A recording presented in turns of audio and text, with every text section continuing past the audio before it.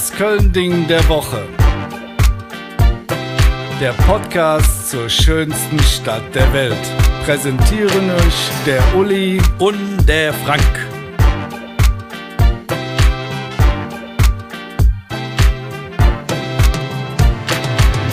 Alaf, ihr Jecken, das Köln-Ding begrüßt euch mit einem frisch gebundenen Strüßchen zur heutigen Folge. Die Session ist dieses Jahr ja recht kurz, daher muss man ganz schön Jas geben, um auf sein Karnevalspensum zu kommen. Damit man nicht Gefahr läuft, unterkarnevalisiert zu sein, hat Uli eine brandneue App entwickelt, den Alafometer. Diese App misst, haltet euch fest, wie oft man am Tag Alaf ausruft. Natürlich wird man auch daran erinnert, wenn man sein Soll nicht erfüllt. Dann muss man ganz schnell noch mehr Alaf rufen. Wir testen gerade die Marktreife und sollten aber in der Session 2027 soweit sein. Und dann gehen wir deutschlandweit mit weiteren Karnevalsrufen online, so zum Beispiel Nari Naro aus Rottweil oder Wuppe die K aus Wuppertal. Nur Helau wird wohl nix, da sträubt sich der Programmiercode gegen, sind wir noch dran. Also, begrüßt mit mir den Steve Jobs des Karnevals mit einem dreifachen Alafometer. Alaf, Kölle, Alaf, Alaf, Alaf.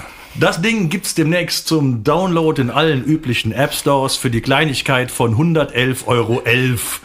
Und dann noch ein bisschen was an monatlicher Gebühr. Aber das könnt ihr euch alles leisten, weil für den Karneval ist nichts zu teuer. Mir gegenüber sitzt der Mann, der tatsächlich, und das wissen die wenigen, ein DJ ist. Der Herr Mausbach ist als DJ Mausi direkt nach David Guetta der meistgebuchteste DJ weltweit. Nur er sträubt sich tatsächlich an Karneval aufzulegen. Da fühlt er sich nicht sicher. Dabei kann er doch auch was zu Karneval, weil ich habe eine Frage vorbereitet und ob er die beantworten kann, bin ich mir nicht sicher. Frank, ich höre. Welches kölsche Karnevalslied hat gleich 4 Äs im Titel? Boah, du Uli. Das weiß ich nicht. Komm. Es ist ganz einfach, es ist mir Kläve am Läve von den Föß. Ah, jetzt wo du es sagst. Ne? Und was wäre denn ohne eine Karnevalssession, ohne eine Folge über Karnevals-Evergreens? Können wir ja gar nicht machen. Heute wollen wir daher an ein ganz besonderes Lied erinnern, das den Rosenmontagszug, besser gesagt den Nicht-Rosenmontagszug von 1991 bestimmte. Den Klassiker der Föß, mir Kläve am Läve. Also das Ganze ging los, dass 1990 der erste Irakkrieg angefangen hat. Saddam Hussein, die Älteren erinnern sich vielleicht noch, hat Kuwait überfallen. Und dann haben die Amerikaner eingegriffen und ruckzuck hatten wir mit Desert Storm, so hieß die Initiative damals, einen richtig amtlichen, fetten Krieg. Und das war tatsächlich ganz, ganz kurz vor das war in der Session, kurz vor Rosenmontagszug. Und jetzt war die Frage, 1991, wie gehen die Karnevalisten damit um? Es ist ein Krieg, können wir eigentlich feiern oder nicht? Passt es einfach, hier ausgelassen über die Straßen zu gehen? Das Festkomitee, die haben sich nicht so ganz sauber entschieden. Die haben gesagt, kein Straßenkarneval, aber Sitzungskarneval und Bälle und Veranstaltungen indoor finden statt. Aber Straßenkarneval wurde abgesagt und somit auch der Rosenmontagszug. Und das war die Chance für den alternativen Karneval. Denn genau in diese Lücke sind die reingestoßen. Die haben das perfekt erkannt. Jürgen Becker, der war damals sogar noch Präsident der Stunksitzung, sagte, da entstand ein Vakuum. Da hieß es sofort in der Stunksitzung, in dieses Vakuum gehen wir rein. Wir machen einen Wagen, wir machen einen Zug. Die haben dann ganz schnell Flugblätter auf den Kopierer gelegt und haben dann dazu aufgerufen, einen alternativen Zug zu machen. Gut, was dann passiert ist, das konnte keiner ahnen. Am Aufstellplatz vom Rosenmontagszug standen 3000 Mann. Es war schwer am Schneien, es war richtig fettes Schneetreiben und die gehen dann los. Bis heute weiß kein Mensch, wie viele an diesem Zug teilgenommen haben. Die Polizei hat irgendwann mal gesagt, es könnten bis zu 100.000 Menschen auf den Straßen da gewesen sein. Und das war für Köln so ein, ja, der karnevalistische, ich weiß gar nicht, wie man das nennen soll, die karnevalistische Megatruppe, weil auf einmal standen die nicht organisierten alternativen Karnevalisten Arm in Arm, schunkelnd mit den Karnevalsvereinen, die dann trotzdem rausgekommen sind, auf der Straße und haben gefeiert. Das war, also das kann man sich heute gar nicht mehr vorstellen, wie wichtig das war. Der alternative Karneval war vorher so ein bisschen das Schmuddelkind des Karnevals und auf einmal sind die mittendrin. Da gibt's auch eine sehr schöne Geschichte, die hat der Jürgen Becker auch mal erzählt. Der hat nämlich den einzigen Festwagen gefahren. Die Stumssitzung, die haben einen Festwagen zusammengestückelt und sind damit dann los. Das war der einzige Festwagen im ganzen Rosenmontagszug, also in diesem alternativen Rosenmontagszug. Und der Bäcker kannte den Zugweg aber nicht. Und auf einmal lief ihm Giesbert Brovo über den Weg. Giesbert Brovo, damals Festkomitee-Präsident. Und zwar einer der Sorte, die vielleicht, nicht gerade die innovativsten im Fasselhofen waren. Und Giesbert Brovo stand dann da und Jürgen Becker, die kannten sich, ruft ihm zu, Giesbert, wo ist denn jetzt der Zugweg? Und dann sagte der, als wenn das ganz normal wäre, Junge, jetzt fährst du da hin, Alans.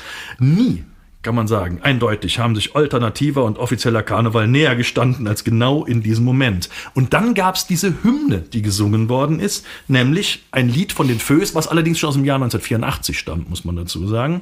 Mir Kläve am Läve.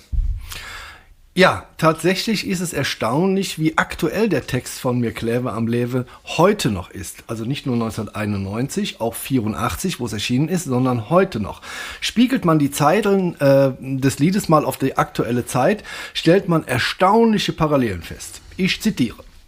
Und wenn ihr meint, dass es sicher wird, wenn man jetzt rüstet, das heißt so viel wie, wenn man meint, dass es sicherer wird, wenn man jetzt anfängt zu rüsten, dann könnte man auch sagen, also gut 4 Jahre dauert nun schon der Krieg in der Ukraine und in Anbetracht der nicht mehr verlässlichen amerikanischen NATO-Unterstützung wird ein Sondervermögen aus dem leeren Portemonnaie gezaubert wie nix und massiv aufgerüstet und eine Wehrpflicht steht jetzt auch wieder auf dem Deckel.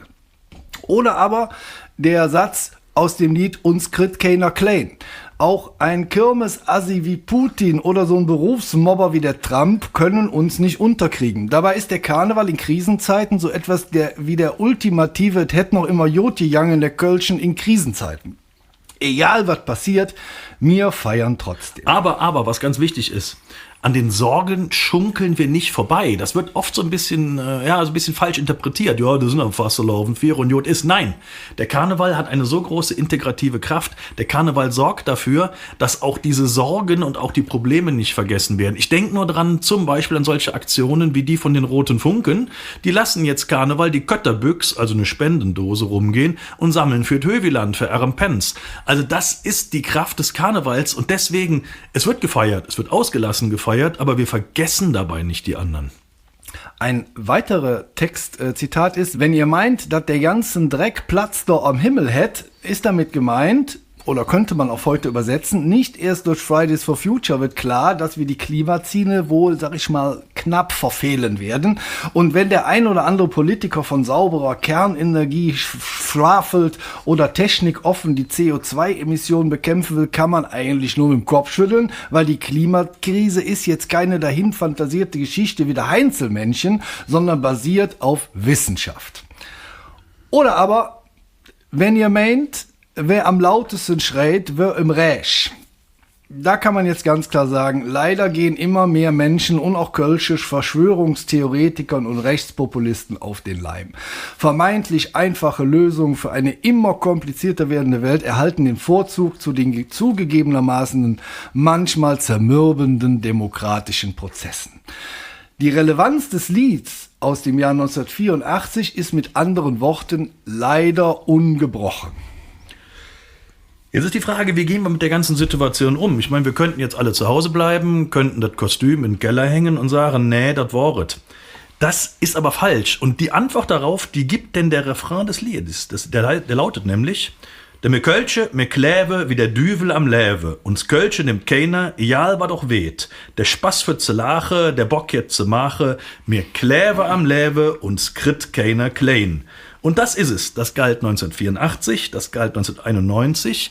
Es galt auch in dem Jahr, als der Ukraine-Krieg begonnen hat. Und es gilt auch noch 2026. Uns kritt keiner klein. Das bedeutet, wir glauben trotz allen Problemen an eine positive Zukunft, auch wenn es manchmal schwer fällt. Und so lautet auch die letzte Strophe von Mir Kläve am Läve. Und wenn irgendwer sät, für uns wird längst zu spät. Und wenn irgendwer meint, et wird alles am eng. Doch dort ich verschanze, doch glöf uns, mir pflanze noch hügge Jungbäumsche mit Wurzele in. Das ist genau der Punkt. Wir lassen den Kopf nicht hängen. Wir machen weiter und wir machen positiv weiter. Deswegen, lebt euer Leben. Denkt aber trotzdem an die Zukunft. Ihr dürft feiern, ihr dürft Spaß haben, vergesst aber alles andere drumherum nicht. Eine letzte Frage bleibt noch. Oh, ich höre. Es gibt noch eine wunderschöne Zusatzstrophe von McClare am Lewe. Kennst du die? Nee, ich hatte nur die Single, war wahrscheinlich auf der Maxi drauf. Ich weiß, nee, kann ich dir nicht beantworten. Ehrlicherweise haben wir diese Zusatzstrophe den Ratsbläsern, den Kölner Ratsbläsern zu verdanken. Die haben damals, das war in der Corona-Zeit, noch eine zusätzliche Strophe geschrieben und die trifft genau den richtigen Ton. Wenn einer denkt, er wär ingeschränkt, wenn er hier Rücksicht nimmt. Und wenn irgendwer röf, alle Räjele sind Riss, dann lass uns verzelle, Verschwörung, Krakele, uns Hetz und uns Siel, die kriegt niemals klein. Und damit haben die Ratsbläser eindeutig recht. Und jetzt ab mit euch in die Kneipe, viert und hat Spaß und pass aufeinander auf. Eine schöne Session. Alaf, madet Jod. Das war die neueste Folge vom Köln-Ding der Woche und ich hoffe, es hat euch gefallen. Wenn ja, folgt uns auf Instagram und Facebook und auf TikTok, da sind wir unter das Köln-Ding zu finden. Auch auf Podigy sind wir natürlich zu finden, weil es da unseren Podcast gibt und auf Spotify, Apple, RTL Plus, überall da, wo es Podcasts gibt.